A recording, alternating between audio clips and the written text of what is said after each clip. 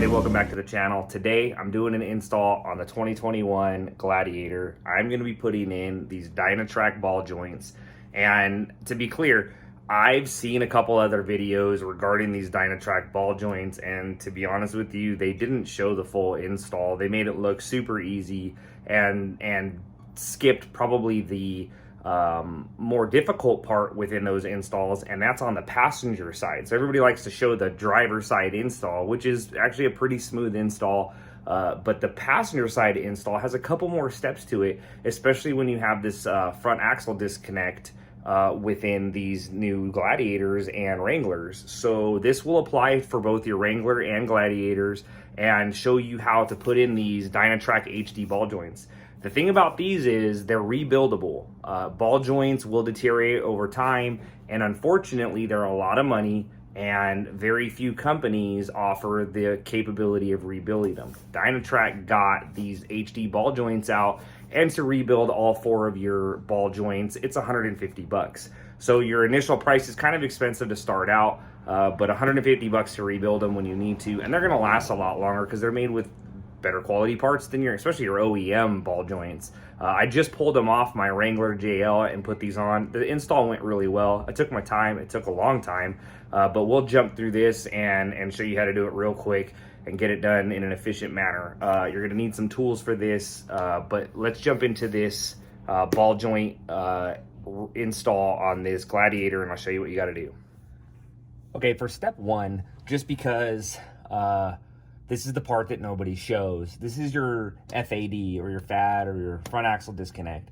And this front axle disconnect has a little bar in it, like a fork, and that fork disconnects your axle from itself when you're going at high speeds, and it's supposed to reduce drag. So we need to remove this shield for the FAD, and it's a 10 millimeter.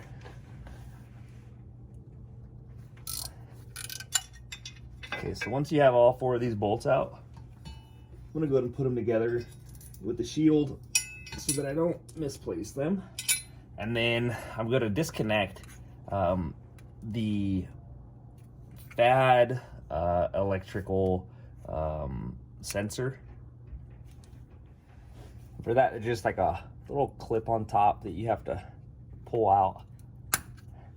And then the FAD actually wiggles off. There. So we'll get that out of the way for now. And then what we're gonna need to do is loosen up these 13 millimeter bolts. And then we're gonna pull this FAD off, and we're gonna hang it up here so it's out of the way while we're doing this ball joint replacement. A little bit of oil is gonna come out of your axle. It's not a big deal. You don't have to replace it. It's not that much, but I have this box here with some paper towels in it to pick up just that little bit so it doesn't just come onto the floor. Ended up reaching over to a 13 millimeter socket because the box wrenches isn't gonna work. Just the way that they're designed in here. It burns. Okay, so what we're gonna do is just pull this off, and there's gonna be some oil that comes out with it.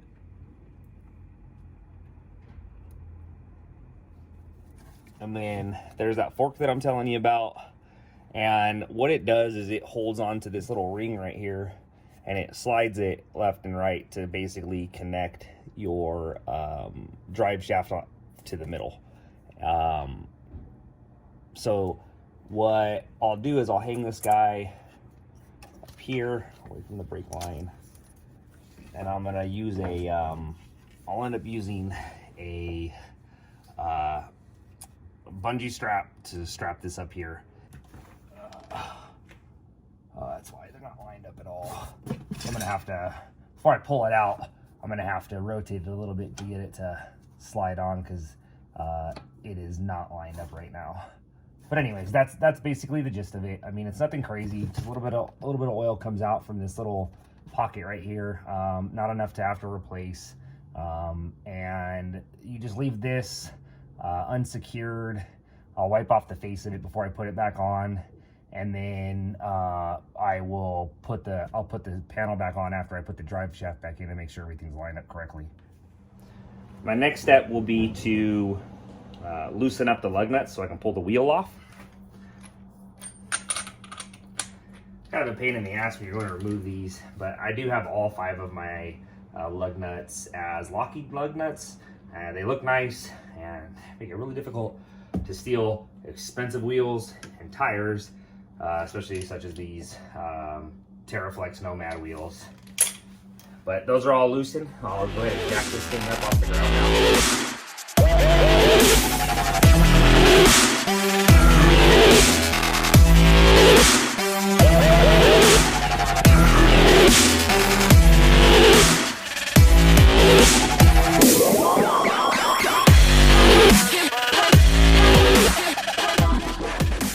Now that we have the rotor exposed, there are several things that you are going to have to disconnect to be able to get to your ball joints.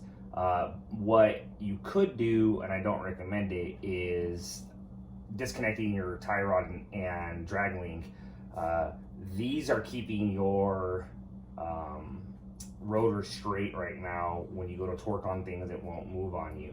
So we will loosen these and take these off and hang them, but not just yet.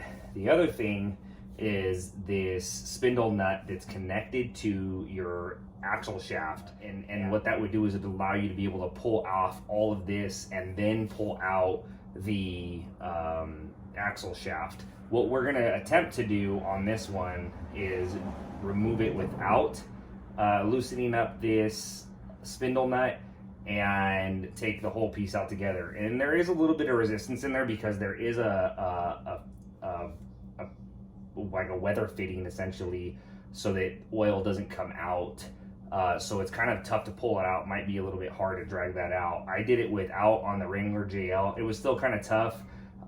So I imagine it's gonna be kind of tough to pull it all out, but it basically come out in one piece and stops you from having to loosen up this spindle nut. If you choose to remove the spindle nut, it's 100 foot-pounds to be able to tighten it back to spec, okay? And then, so what we'll do now is we're gonna remove the brake pad caliper and also your rotor bolt right here. First thing I'm gonna do is loosen up this rotor bolt. And that one was actually a lot looser than I thought it would be. My Wrangler JL was a little bit tighter than that. That's kind of concerning, so I'm glad I'm messing with it.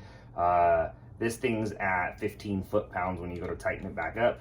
And then the next thing that we're gonna do is remove the brake pad mount.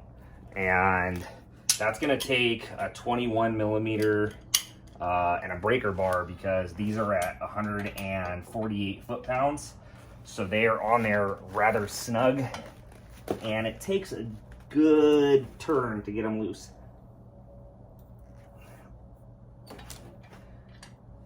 And once they're loose, you can actually undo them by hand. Just got to find the sweet spot on the rotor to, or on the brake mount to just hand loosen them out. Before we get that all the way out, we're going to want a bungee cord, and I'm going to mount this brake pad. And you can mount it in other positions, but I'm going to find a spot probably on this to mount it. So what we'll do is we'll pull on this brake pad some to loosen it up. We get a little bit more wiggle room in there, and then slide it off. Now you don't want to stretch out your brake line, so we need to hang the brake caliper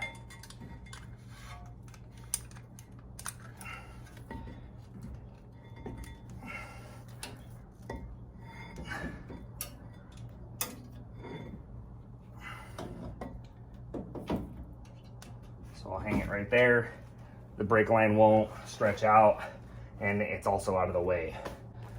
There's probably other ways you can mount it or hang it or whatever it is, and that whole assembly stays together. So we'll go ahead and continue to take off the rotor mount bolt.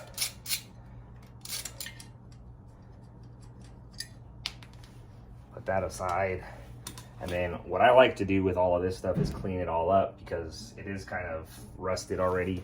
So I'll do that.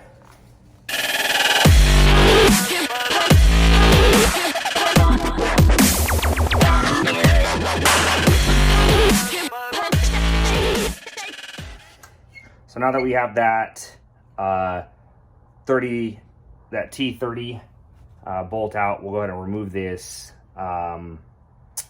your rotor.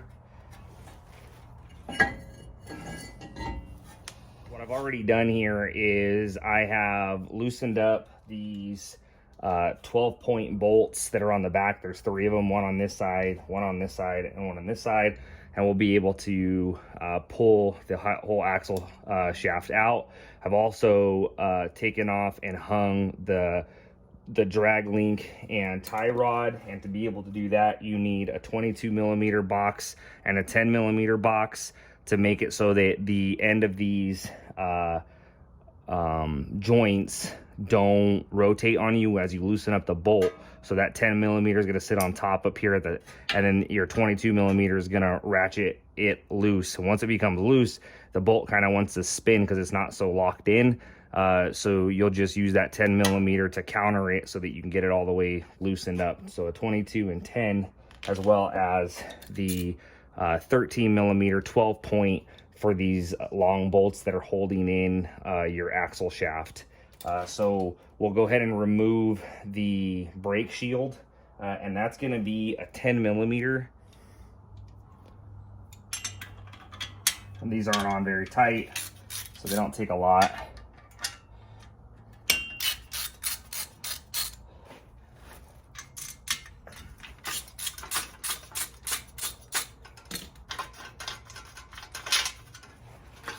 We'll go ahead and take these off and set them to the side all together so that we don't misplace anything. And then the final part before you can remove your axle shaft is your brake sensor. So let's clean this brake sensor up. Now we're going to clean up this area around the brake sensor because we don't want none of this crap falling in to the brake sensor. As far as dirt and grime goes. So this is this brake sensor is actually magnetic on these, so you got to kind of wiggle it around to get it to come out. But take your time, don't break it. It is plastic on the inside, of course, naturally. And this thing's only at 5 foot-pounds, so it doesn't take a lot. Okay, we'll put this bolt to the side. I like to put it with the dust shield or the brake shield because that way I don't forget it or where it's at. And then you're just gonna wiggle this guy to loosen him up and start applying some outward pressure, and it'll slide out on you. And it's greased, so we definitely don't want this thing to touch to anything. So it is magnetic. So it might want to stick to some things. What we'll do is take we'll take this 13mm socket, and we're going to take off this mount here so that I get it out of the way. Because once we start beating on these ball joints, I don't want this stuff in the way. I don't want to accidentally break something or hit something. So like I like to move this whole bracket out of the way. I'll use this. So I'll put this this bolt back. So I'll get that stuff out of the way there. And that way we don't have any issues. So the other thing you don't want to do is get anything into this port here. So what we'll do is I've already got these 12-point bolts loosened up, so I'm gonna go ahead and move them out of the way, and then we'll be able to slide this drive shaft. We'll be able to slide this axle shaft right out.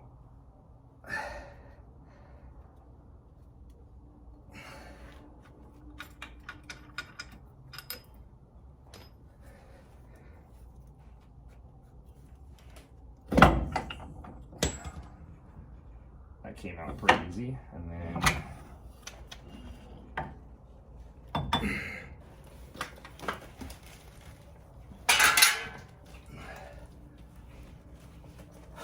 that kind of hurt.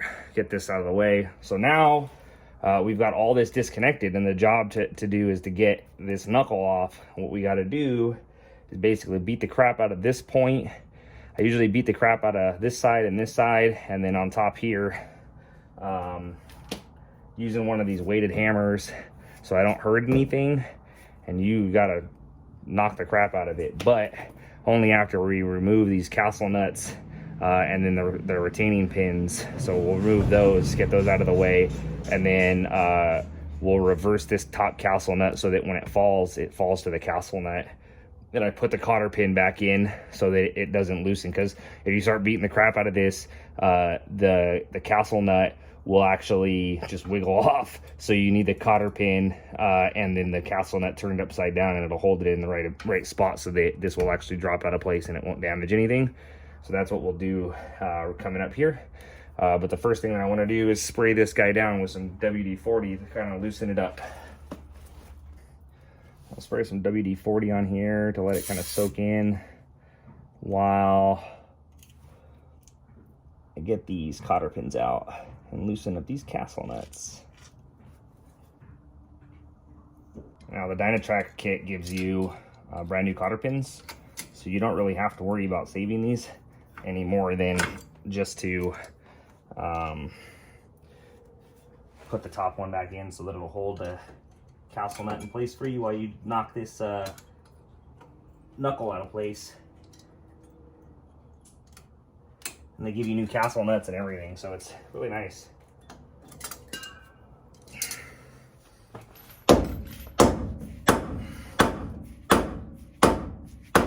The cool thing about these weighted hammers is they don't have any hard surface that's going to screw up any of your metal. You're not beating the crap out of metal on metal, and they're weighted, so when you're hitting these things, it's not just the weight of the hammer or your strength, it's got that extra weight to it, so it's more impactful. These are really cool if you don't have these hammers. I'll drop a link of them into the description along with everything else. And what you're doing is you're causing vibrations in here because there's this pinch nut that's holding this upper part of the knuckle to this ball joint. You got to get it to loosen up.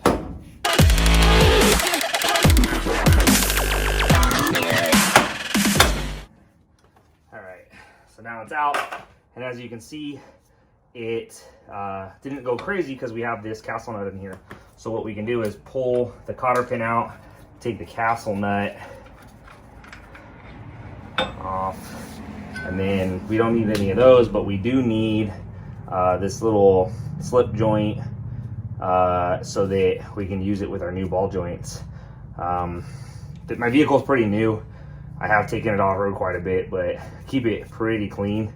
And the amount of rust that's on this comparatively to my JL is a lot less. So depending on how long your ball joints have been on here, it's going to be a lot harder to get it off. Really hard strikes. Not going to break anything if you use this stuff that I'm using. So you can, beat the crap out of it till it comes off. That's what I had to do on my JL. So we'll go ahead and retain this. And obviously our knuckle we're going to want to retain. I'll go ahead and clean this stuff up just for reassembly. And we'll go ahead and press these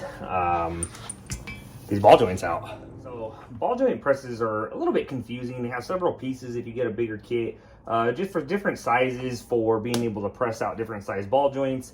I did get one, and I'll put the link in the video so that if you want to get the same one, it's off at Amazon. It's not too expensive, but it will work for your JL and JT very, very well. I haven't had any issues with it. Did a full set already. So here's the ball joint press. What we're going to need to do is fit a sleeve underneath the ball joint so that it'll slide out. And in order to do that, you don't want to be pressing on the bottom of the ball joint.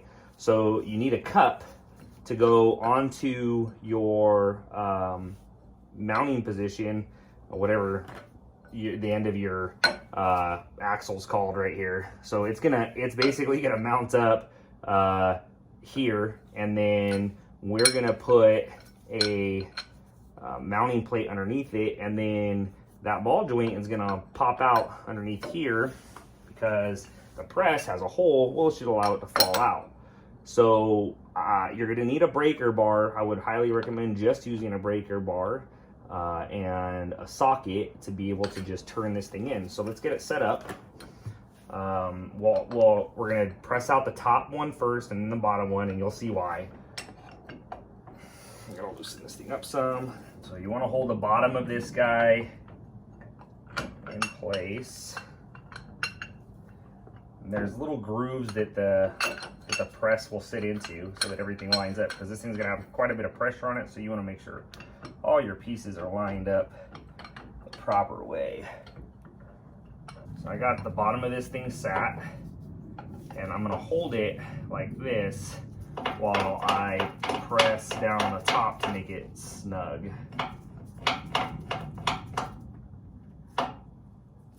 We want to get it off our spring mounting socket here real quick. There we go. We have room to work with it. Okay, so now what we're going to use is a 22 millimeter socket and a breaker bar. We're going to tighten this guy down, and it's going to press this ball joint out to the bottom. Kind of weird. Doesn't look like that's the way that it goes as far as if you just like look at it as a design standpoint, but it presses down. So what you'll have to do is as it tightens up, keep this ball joint press from rotating. It takes a good amount of force. Take your time with it.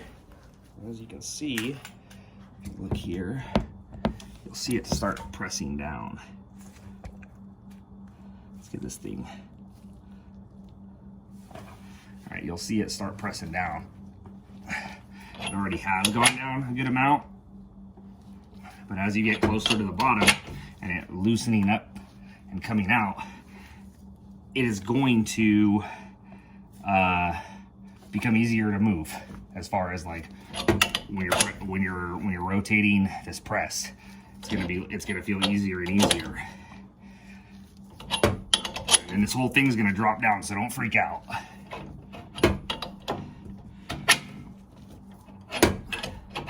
Right now it's really easy. There we go. So it falls out. Good to go.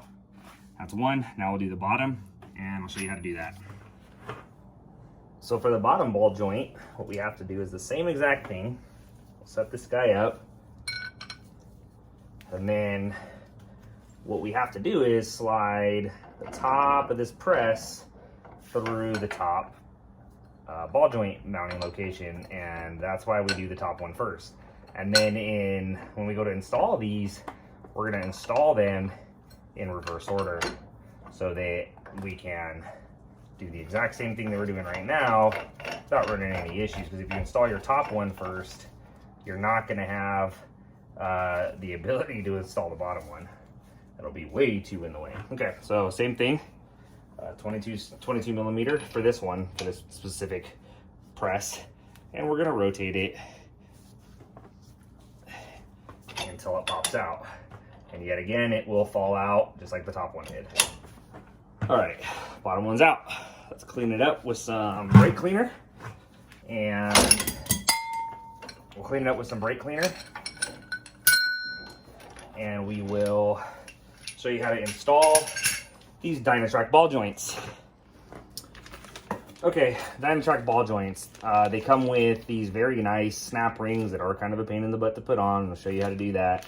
Cotter pins, castle nuts. You are only going to need 2 of these snap rings. They give you 2 extras apparently. So I have 2 from my other set, so I'm not even going to mess with these ones, and I'll just keep them for, I don't know what Magic Fairy Tale needs. But we'll go ahead and show you how to install these Dynatrac ball joints. They are very cool. They're all the same, so you don't have to worry about mixing them up or getting them in the wrong position or wrong order or whatever it is. They're very nice. They're rebuildable through these top points right here that are Allen keyed. They're very pretty. And then they have the grease fitting. Now these are already greased, so you don't have to grease them right now. They do use a needle greaser, but you don't have to use a degreaser right now because they are greased. What I'm going to do is use, and according to the directions, they want you to use anti-seize around this rim right here. So I'm gonna very thin layer of anti-seize on the mounting position, very thin layer of anti-seize on the ball joint itself.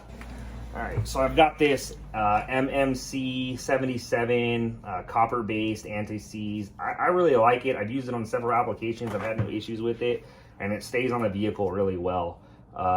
So we'll go ahead and put some anti-seize in the locations instructed.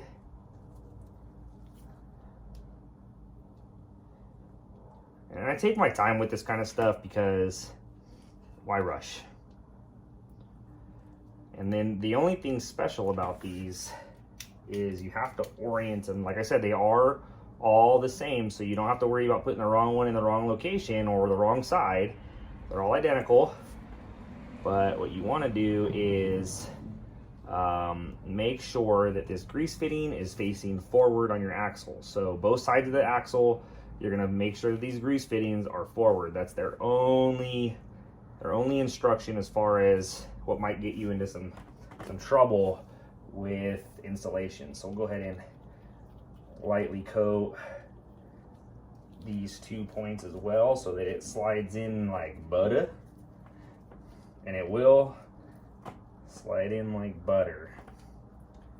And then basically the way you know that they're fully mounted is when you have that normal hard pressure that you're used to feeling as it's getting tighter, it just stops moving on you and it's letting you know that it's fully seated. Now, to mount this guy, what we're gonna need to do, again, we're gonna mount the bottom one and then the top one. But mounting it is kind of tricky because you have to, what I would suggest using, which you don't have to, based on the type of ball joint kit that you have in regards to a press. Sometimes the press will fit up these things nicely, but for just a few dollars, Dynatrac gives you this kit that has basically these 2 rings that perfectly mount to this guy. And I would just rather use these because it's going to help you get that right mounting position. And you know, when you're already spending that kind of money, why not just do it the right way? So when it goes in, it's going to be fitting just right around that ring, and you don't want it to be hitting your washer at all, because this is gonna fuck up your ball joint. So this thing's built for this specifically, and that way you don't have to worry about it, whether your press fits it or not, or has the exact right fitting or not. So what we'll do is we're gonna find this sweet spot in here. So we're gonna orient that grease fitting facing forward, and then if you wiggle this guy in, you can kind of feel like a sweet groove on it that will let you know that you have it in a good spot. And then what you need is a cap for the top so that you're not pressing down, you're pressing up basically. So this is going to be your stop. You're going to make sure you line it up correctly so that this can actually seat all the way and you're not going to damage it. And what we'll do is, again, we're going to get this fitting to go all the way in so that we press, and we're going to be pressing upward. Okay? Let me go ahead and back this guy out. I've only got 2 hands. Okay. So what we need to do is get this guy through the top, drop him down right here.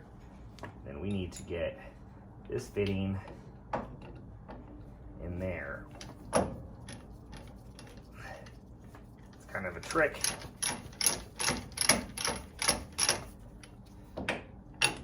But we're gonna fit it in there just like that. Get that grease fitting up, because I'm not worried about that yet. I want this guy to be in there just right. So we got that guy on there. We're gonna line that guy up, and then we're going to tighten it down. So the Dynatrac mounting little bar that they give you in the kit for install, the fitting for the press so that this will continue to slide through the bottom of the press and lock everything in, because these little grooves lock all this in, and then the stopping plate for the top so that this can push up, and when you're pressing it's going to bring this up instead of push that out. So again, back to the 22 millimeter. Go ahead and get this guy started.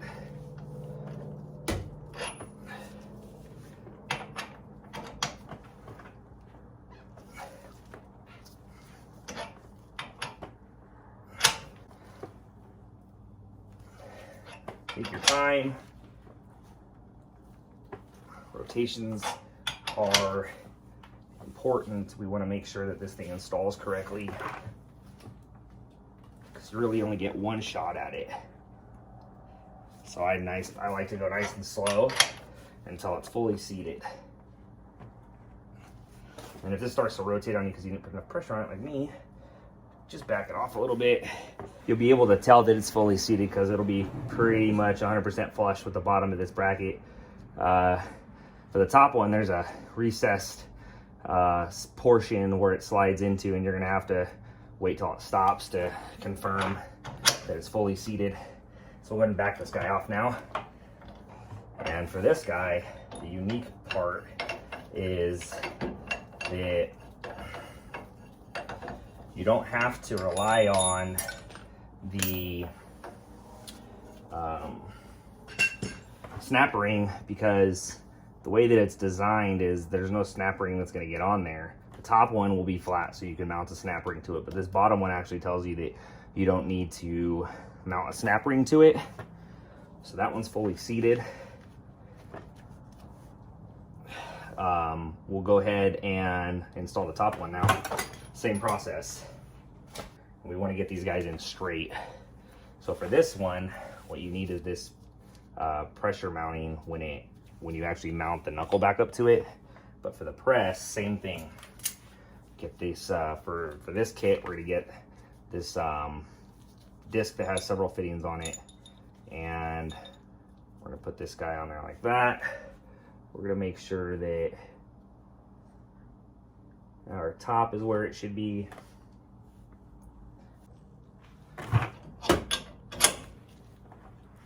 It's not moving. It's telling me that it is fully seated. I'm gonna back it up. All right, I got these snap ring pliers. They reverse, which is kind of cool.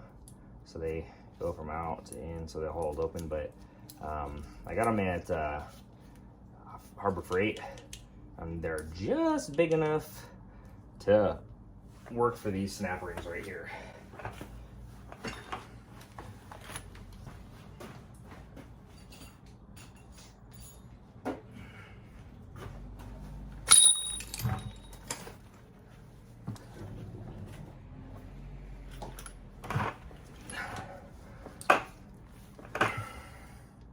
There's a weird trick to doing these, to like get them on one side and then stretch them to the other side. Otherwise, just keep playing this like round robin of it twisting. And now we'll put it back together. That's it. That's the process. Nobody shows the passenger side and the FAD and then make you believe that it's just this easy driver side. The driver side is exactly this, only you don't have to remove the FAD. You just slide the drive shaft, the axle shaft out of the tube, just as I did with this one. But you can't do this side without removing the FAD. Because I mean, you could do it, but when you go to put it back in, there's a good chance that ring's gonna drop and you're gonna have to remove that FAD anyways. So don't be scared of it. It's not a big deal. Shows you how to put in these Dinatrac on a JT. Same thing would be for a JL. It's the exact same process. So let's put this thing back together. What we're gonna wanna do is get our knuckle back, cleaned it up already, all the gunk out of here. And then we're gonna take this pressure sleeve, and I like to put a little bit of anti-seize in it,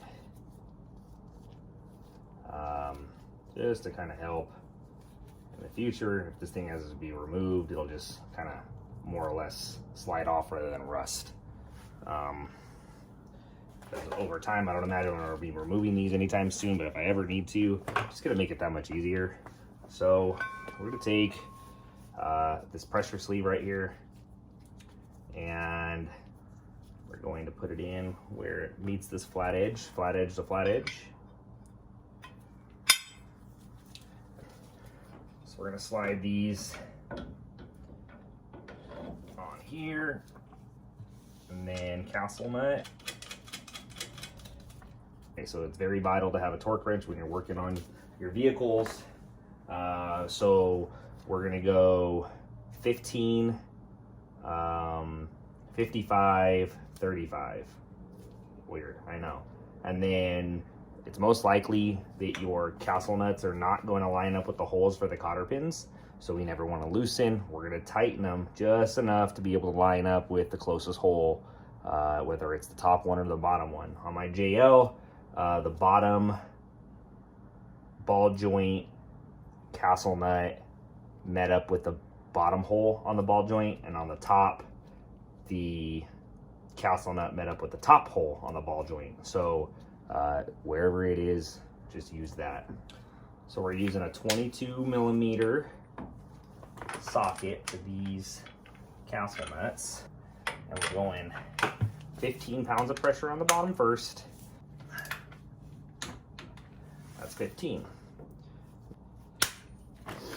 There go 55.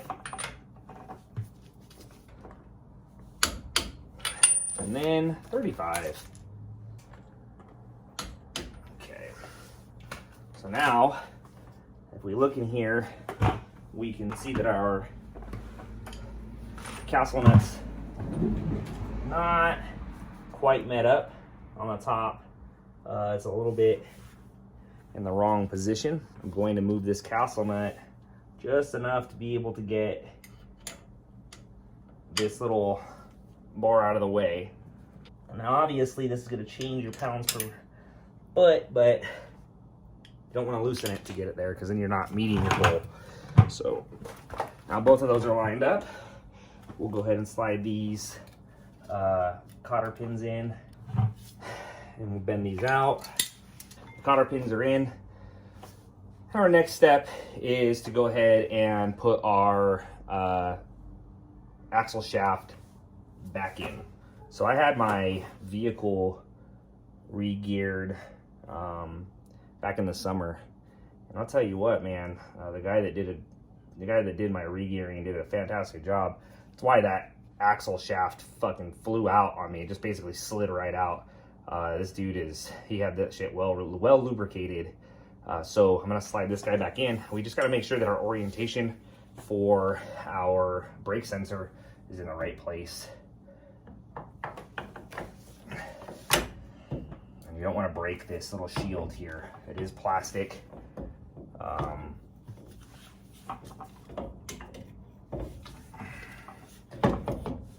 So that nothing gets in your axle shaft. So now we want to use these 12-point bolts to go ahead and remount your axle shaft to your knuckle. And the nice thing is that you know everything's fitting correctly when you can just hand tighten it all the way down. And then these bolts are going to be torqued down to 75 foot-pounds. So I have this 12-point 13mm socket, and I'm going to take my torque wrench down to, or up to 75 foot-pounds.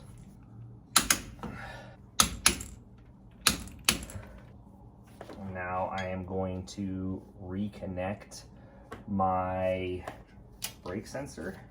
This is some orange thread locker. It's removable. It's a little bit stronger than blue.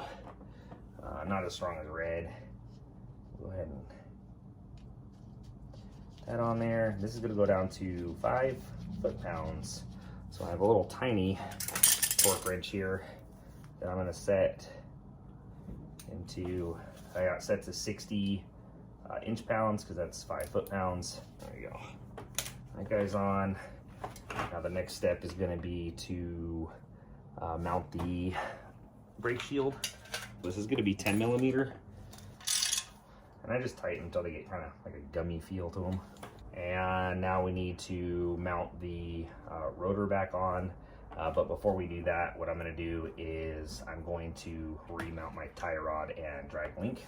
Your tie rod and drag link are going to get torqued down to 45 foot-pounds.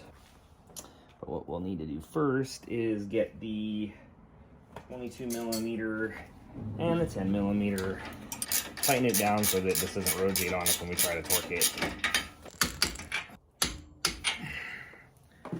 And now we'll go ahead and remount our rotor. Doesn't really matter how you put the rotor on, as long as you get it on all the way. And you line up any which number of these holes with your rotor bolt. And then this guy's only going to be to 15 foot-pounds, which I know doesn't seem like a lot for one mounting location, but keep in mind 148 pounds brake caliper is going to be mounted to the back of the knuckle anyhow, so it ain't going anywhere.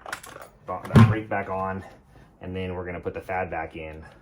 Get your mounting bolt lined up with brake adapter, and these again should be able to, with the right positioning, just hand tighten them all the way down to the surface. Okay, and this is where you need the Big Daddy, and you're going to go to 148 foot-pounds. Yeah, 21 millimeter torque wrench adapter or bit socket, yeah. And we're gonna go to 148 foot-pounds.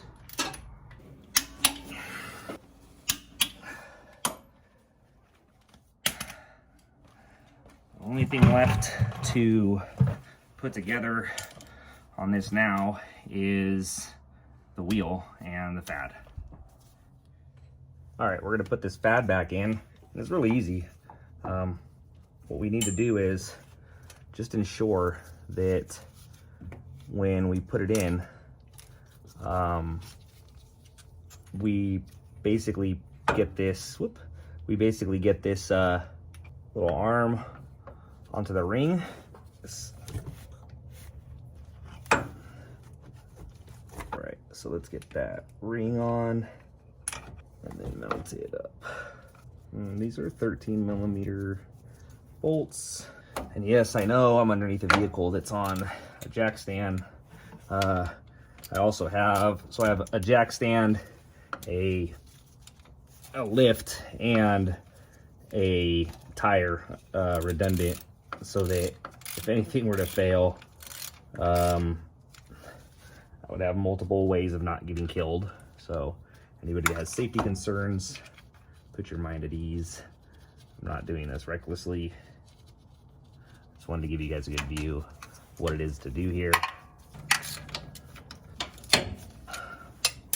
We'll go ahead and plug this guy back in. Ensure that the snap's closed. Clean up your residual oil. Put the fad skid plate back on.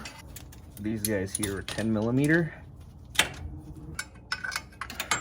Now the fad's back in, the whole right side's done. We just put the tire on and we're good.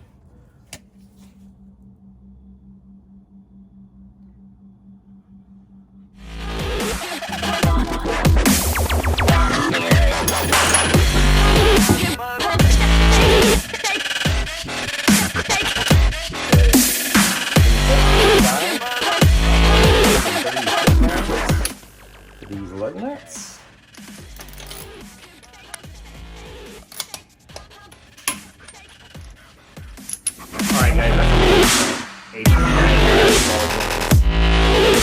difficult. I'm trying to show you doing the passenger side. The driver side is the exact same thing, only you don't have to mess with the FAD. You can pull that axle shaft right out and then put it right back in the same way I did with this passenger side.